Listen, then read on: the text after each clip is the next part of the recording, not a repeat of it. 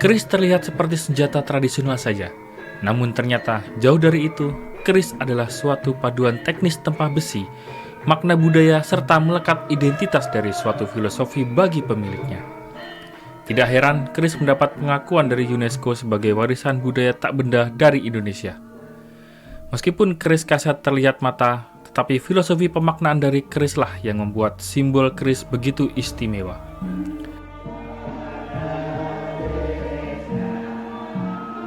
Oleh karena itu, saya berkunjung ke Padepokan Brojo Buwono, tempat Empu Basuki menempa besi-besinya menjadi bilah pusaka istimewa di kota Solo.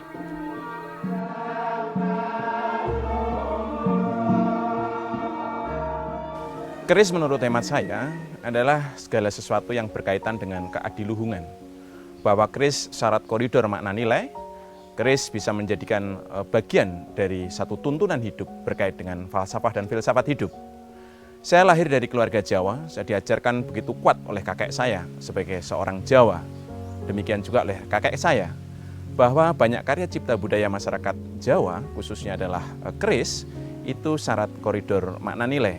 Nah, disitulah hal-hal penting dan mendasar bahwa keris syarat kaitannya dengan nilai-nilai spiritual, nilai-nilai teknologi, nilai-nilai simbol, dan tentunya juga apabila kita meyakini dan total di dalam dunianya, tentu akan mendatangkan nilai-nilai ekonomi.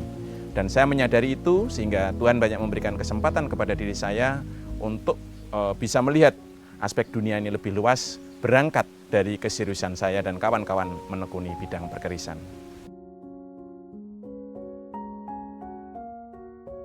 Membuat keris pada dasarnya terbagi menjadi 4 dasar keris, ya, yang dikenal dengan istilah keris tayuhan, yang lebih mengedepankan pada koridor makna nilai. Ini penuh tatanan yang ada di dalamnya. Keris fine art yang berkembang pada saat ini, di mana keris dibuat lebih mengedepankan pada nilai-nilai visual atas keindahannya. Yang ketiga adalah keris-keris yang berorientasi pada ageman untuk dipakai di dalam busana adat atau di dalam ranah modern sekarang dengan busana-busana modern. Karena keris mulai tumbuh berkembang dalam ranah fashion modern. Dan yang terakhir adalah keris yang bersifat souvenir. Tentunya proses pembuatannya memiliki perbedaan masing-masing. Tapi pada inti dasarnya saya mencontohkan pada keris tayuhan.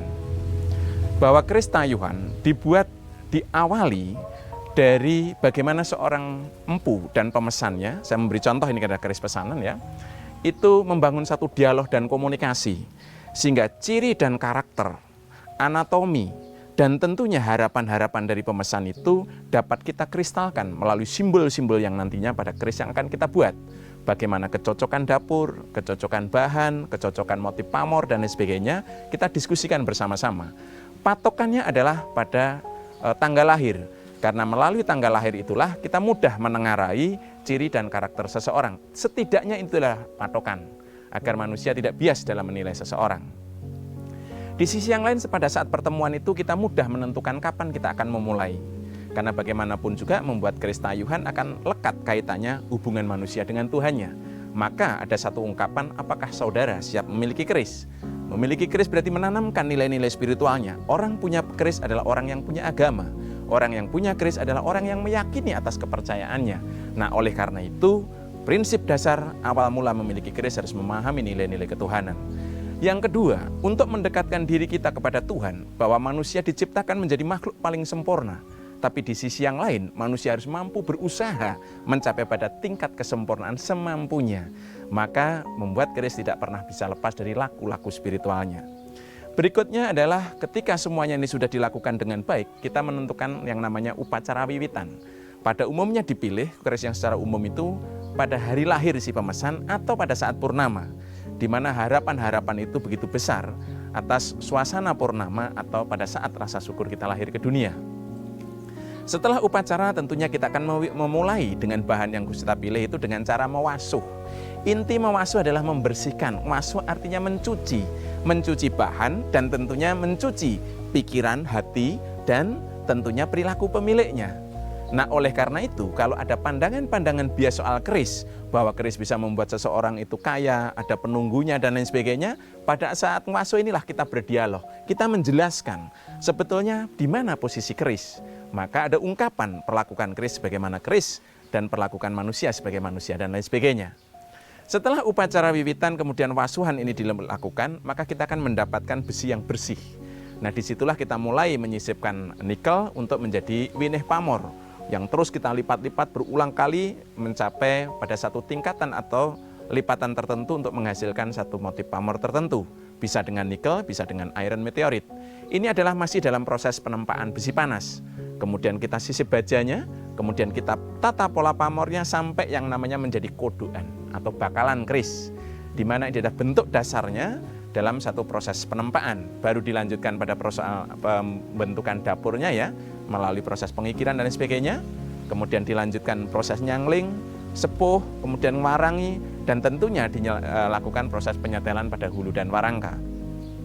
Puncak pada sebuah keris adalah ketika keris itu dikirap. Nah, oleh karena itu, apakah ketika proses pembuatan keris secara fisik itu selesai, itu proses pembuatan keris selesai? Belum. Dalam ajaran perkerisan, khususnya di dalam Dharma, Kepandaian, dan beberapa pengetahuan perkerisan yang diwariskan kakek saya kepada saya, bahwa ketika keris itu selesai, justru bagaimana kita memantapkan, menabalkan, memberikan pemahaman atas simbol dapur, simbol pamor, dan lain sebagainya kepada pemesannya. Tujuannya agar si pemesan tersebut tidak bias memaknai. Nah, setelah semuanya gamblang, semuanya dipahami, baru kita lakukan upacara kirap. Nah, upacara kirap ini tujuannya ada 4. Pertama adalah rasa syukur keris kita sudah selesai dibuat. Kedua adalah memberikan rasa syukur kepada lingkungannya. Pada saat kita bekerja barangkali akan mungkin mengganggu mereka karena kebisingan dan sebagainya, sehingga kita mencairkan pada aspek lingkungan kita dan mendapatkan doa-doa atas lingkungan kita. Berikutnya adalah tentunya itu menjadi bagian terakhir bagaimana seorang empu tadi mentransfer pemahaman soal keberadaan keris tadi. Dan yang terakhir adalah di mana seseorang itu dikenal dengan istilah ngerasuk keris. Ngerasuk keris artinya seorang pemilik itu memahami betul nilai-nilai yang ada di dalam keris itu untuk dimiliki kemudian diboyong atau dibawa ke rumahnya.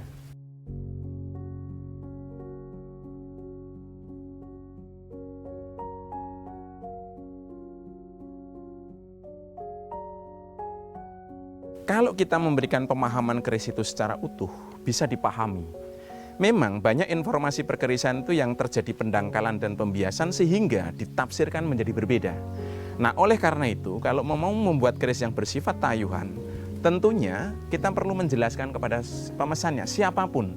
Apakah itu orang dari tokoh nasional, tokoh lokal, internasional, baik dari warga negara Indonesia sendiri atau dari masyarakat luar. Nah, pada umumnya, ketika kita bisa menjelaskan bahwa kaitannya pembuatan keris pengapa berpatokan tanggal lahir itu berkaitan dengan tatanan dan tuntunan, adanya nilai-nilai simbolik yang ada di dalamnya, mereka pada umumnya memahami. Dan setelah memahami, itulah yang kemudian mereka rata-rata justru akan meminta itu untuk dilakukan sebagaimana koridor keris sebagai karya cipta budaya. Bahwa disinilah intinya, bahwa keris bukan pisau, bahwa keris bukan senapan. Maka dalam memperlakukan keris sebagaimana mestinya sebuah keris itu diawali dari proses persiapan penciptaan, proses penciptaan, dan ketika setelah selesai dibuat itu bagaimana cara mendudukkannya. Nah, di sini saya kira seringkali memang terjadi tumpang tindih pemahaman ini. Jadi seolah-olah keris itu dianggap hidup ada rohnya. Sedangkan mestinya keris itu dianggap hidup karena mewakili identitas pemiliknya, dan banyak dan kaya akan koridor makna nilai yang ada di dalamnya. Maka ada ungkapan bagi masyarakat Jawa, jangan pernah engkau gauda anaknya, maka orang tuanya pasti akan marah. Jangan pernah engkau menggoda istri orang lain, pasti dia akan marah. Dan yang terakhir, jangan pernah kita itu mencacat atau mencela keris seseorang, karena dia pasti akan marah. Karena keris mencerminkan tentang identitas pribadi dan kehormatannya, Istri mencerminkan tentang harga diri dan kehormatan, anak adalah mencerminkan kemuliaan. Nah, oleh karena itu jangan pernah kita mengganggu dalam 3 hal itu dalam masyarakat Jawa khususnya. Kita bisa melihat misalnya di dalam serat Babat Jawi ataupun naskah-naskah yang lain ya. Termasuk ada satu bahasan yang cukup menarik, itu ada di dalam kitab yang namanya Jitab Sarawesi. Bahwa membuat keris itu harus meramu beberapa unsur besi dengan pertimbangan-pertimbangan matang untuk mengakhirkan suatu rasa baru yang di dalam dunia perkerisan dikenal dengan istilah greget, goyo, dan wangun. Nah, apakah seseorang itu harus memiliki satu keris saja? Sebetulnya tidak. Babat Tanah Jawi menerangkan, seorang laki-laki akan senantiasa menyelipkan keris di depan atau di pinggang depannya itu adalah dari milik mertuanya, kemudian disilangkan di sisi depan sebelah kiri itu adalah dari mertuanya, dan di belakang itu adalah kerisnya secara pribadi. Semuanya adalah keris-keris yang menggambarkan tentang nilai-nilai spiritual itu. Dan tentunya motivasi dan pesan-pesan rasa tanggung jawab pada dirinya sendiri, pada keluarganya, dan tentunya kepada mertuanya. Nah, di sisi yang lain, seseorang boleh memiliki keris lebih dari satu selama koridor makna nilai dipahami. Bahwa ketika manusia itu menemukan tingkat kedewasaannya, maka keris itu hanya cocok dipakai oleh manusia yang sudah dewasa. Walaupun ada keris-keris seking untuk anak-anak, tetapi pada umumnya keris adalah mencerminkan simbol kedewasaan, simbol kesatria, rasa tanggung jawab, dan spiritual. Itu senantiasa dimiliki oleh mereka yang sudah dewasa. Nah, yang kedua adalah ketika manusia itu sudah menemukan kemantapan hidupnya. Dewasa itu kira-kira di usia 16-17 tahun ya. Kemantapan kehidupannya adalah menjelang menikah. Dan pada saat menikah, pada saat dia mendapatkan kemuliaan dalam hidupnya, barangkali ada peralihan profesi dan sebagainya, rata-rata seseorang akan menambah kerisnya. Atau pada saat dia ingin mantu, maka dia akan membuat keris namanya kancing gelung. Sebagai simbol rasa tanggung jawabnya itu diberikan kepada calon menantunya. Nah, disinilah yang sebetulnya bahwa keris akan menandai setiap fase kehidupan manusia, sehingga perlu dipahami bagaimana dia akan mendudukkan posisinya itu, dan kapan dia akan memiliki kerisnya itu. Untuk keris tayuhan mungkin terbatas, tapi untuk keris ageman bisa saja lebih dari 2 atau 3. Bahkan untuk keris yang berkaitannya dengan estetika mungkin bisa banyak, dan lain sebagainya. Kebetulan saya menjadi bagian di dalam proses pengusulan keris ke UNESCO pada waktu itu ya, dengan Pak Gauraman Catarita dan kawan-kawan, dengan Pak Haryono Guritno dan sebagainya. Pada prinsipnya ini yang perlu dipahami oleh masyarakat luas, bahwa keris terinskripsi oleh UNESCO itu pada konsep intangible heritage-nya, di balik fisisnya. Ya memang di balik fisis itu akan berkaitan dengan fisiknya, tetapi beberapa poin yang kita usulkan kepada UNESCO terkait dengan intangible pada sebuah keris itu adalah: 1. Berkaitan dengan sejarah, 2. Berkaitan dengan teknologi, 3. Berkaitan dengan seni, 4. Berkaitan dengan simbol, 5. Tentunya juga berkaitan dengan ekonomi kreatif dan lain sebagainya. Bahwa apa yang saya sampaikan itu adalah suatu nilai-nilai, bahwa itu adalah sesuatu hal yang paling mendasar dan memiliki arti penting bagi masyarakat pendukung atas budaya keris. Sehingga bisa jadi masyarakat Indonesia sekarang ada juga yang tidak memiliki keris. Tapi selama jiwa atas koridor makna nilai simbol-simbol falsafah dan filsafat hidup itu ada dalam diri masyarakat Indonesia, maka dia tetap menjadi manusia yang berkeris. Nah, oleh karena itu perlu kita pahami bahwa mendukung budaya keris bukan berarti kita memiliki sebanyak apa keris yang akan kita simpan, atau sebanyak apa keris yang mesti kita bawa. Tapi bagaimana kita menegakkan nilai-nilai perkerisan itu sebagaimana nilai-nilai intangible-nya. Maka di dalam Undang-Undang Pemajuan Kebudayaan yang sudah begitu gamblang, adanya aspek tentang pelindungan, pengembangan, pemanfaatan, dan pembinaan itu berlangsung dalam satu ekosistem budaya perkerisan. Bahwa keris tidak hanya dipandang pada estetikanya saja, bahwa keris tidak dipandang dalam aspek ekonominya saja, keris tidak hanya dipandang dalam profesinya saja, tapi menjadi aspek keseluruhan. Itulah yang disebut dengan istilah budaya keris. Maka hulu hilir dalam dunia perkerisan itu sudah kita petakan, itu ada sebanyak 29 okupasi atau 29 profesi yang sudah kita kemas dengan baik menjadi KKNI dan RSKKNI, dan kita juga di dalam Sekretariat Nasional Perkerisan Indonesia telah memiliki lembaga sertifikasi keris. Dan tentunya yang kita sertifikasi apanya adalah atas pelindungan profesinya. Dan harapannya apa? Bisa memberikan semua aspek kepada masyarakat pengampu perkerisan secara proporsional, dapat berperan secara aktif sesuai dengan porsinya masing-masing.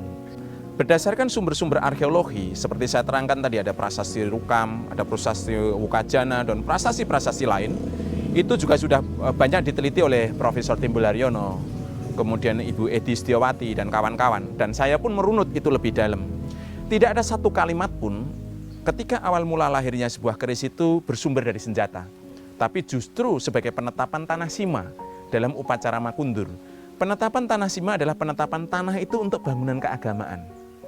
Nah, disinilah yang sebetulnya sangat jelas bahwa keris awal mulanya sangat lekat dengan ajaran-ajaran keagamaan. Pada era Sunda kuno itu juga tidak dijumpai ya, kalau prasasti tadi pada abad 8, 9, 10, pada era Sunda kuno juga tidak kita menjumpai keberadaan keris sebagai senjata. Keberadaan keris menjadi senjata itu baru populer yang tertera di dalam satu kitab yang namanya Pararaton, di mana Ken Arok menggunakan keris empu gandring untuk menikam Tunggul Ametung, dan kemudian ada 7 orang yang menjadi korban atas keris empu gandring. Tidak banyak mencermati tentang kondisi karya sastra ini. Kebetulan karena saya aktif mengkaji sebuah manuskrip ataupun karya sastra yang lain, ketika Mas cermati di sana, semua korban empu gandring itu tidak ada dalam satu pertarungan secara aktif.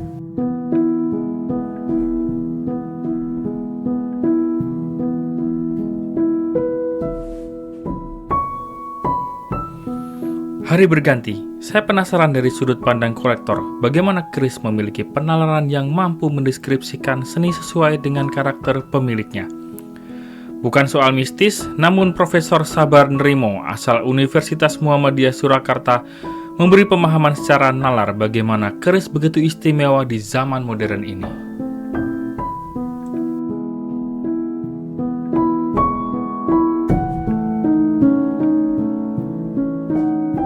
Sebetulnya keris itu bisa dipandang sebagai sebuah kebendaan, karena memang keris itu nyata, bisa dilihat, bisa diraba.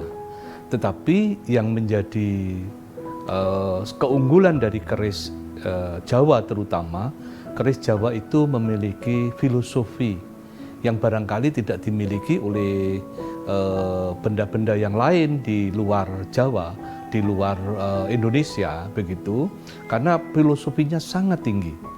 Oleh sebab itu ketika UNESCO itu menetapkan bahwa keris itu sebagai sebuah penghargaan adiluhung dari dunia terhadap mahakarya Indonesia, saya kira itu menjadi ternyata dunia mengakui filosofi Indonesia itu tidak sekedar dipandang sebagai sebuah kebendaan, tetapi justru yang ada di balik itu yang mendapatkan satu penghargaan dari UNESCO itu. Jadi kalau kita melihat keris itu tidak sekedar dilihat dari wujud luarnya saja, tetapi pandangan yang paling utama adalah pada bilahnya. Jadi bilahnya itu bisa terdiri dari tangguhnya, bisa terdiri dari dapurnya, dan juga bisa dari pamornya. Nah, filosofi utamanya itu terletak pada pamornya ini. Jadi pamor dari keris yaitu sebuah ukiran dalam bentuk meteorik ya, yang dibuat pada zaman dulu, itu menggambarkan sebuah keinginan, maksud, ya, tujuan orang yang membuat maupun yang memesan keris itu.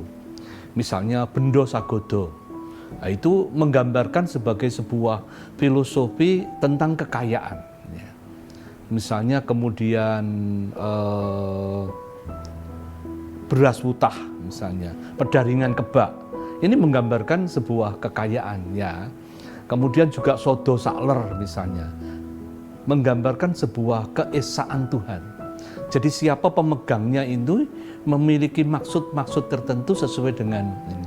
Inilah ada filosofi, padahal ada ratusan filosofi yang terkandung di dalam pamor keris itu.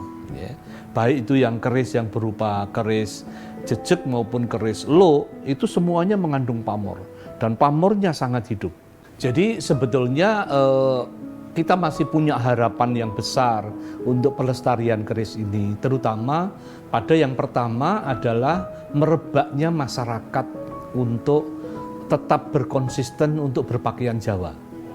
otomatis ketika berpakaian Jawa, dia akan menggunakan keris itu. Dan ini menjadi harapan yang besar. Saya kadang-kadang juga prihatin ketika orang mantu sudah tidak lagi menggunakan pakaian adat. Yang digunakan adalah nasional gitu. Artinya kalau nasional kemudian tanpa keris ya. Kalau tanpa keris berarti tidak menggunakan ini budaya ini. Jadi sekarang ini masih tetap, dan harapan saya itu dan sekarang masih juga berjalan, itu mereka orang yang mantu itu masih tetap menggunakan pakaian adat. Sehingga keris ini masih bisa dilihat, keris masih bisa dilestarikan sampai kapan itu ya. Dan saya tidak banyak melihat juga anak-anak muda sudah pakai keris paling tidak pada saat-saat tertentu seperti itu. Yang kedua itu masyarakat di tingkat RT, RW ini sudah dimulai disibukkan dengan panitia-panitia manten seperti itu. Sehingga di kampung-kampung sudah memiliki tim-tim berpakaian Jawa, berpakaian adat, kemudian keris sebagai bagian dari kelengkapan itu. Nah, harapan saya bagi pemerintah ya tentu dukungan pemerintah untuk tetap melestarikan keris ini dengan cara tetap menjaganya. Jadi menghidupkan museum, kemudian menambah museum sehingga anak-anak generasi berikutnya ini menjadi tahu tentang keris itu. Satu lagi yang barangkali menjadi ini, keris ini dilestarikan oleh para pemilik, kemudian penggemar, kemudian bahkan penjual ini melestarikan itu. Dengan cara seperti ini tetap, meskipun keris ini berjalan dari sini ke sini, dari sini ke sini, dari sini ke sini, ini akan tetap terus berjalan itu.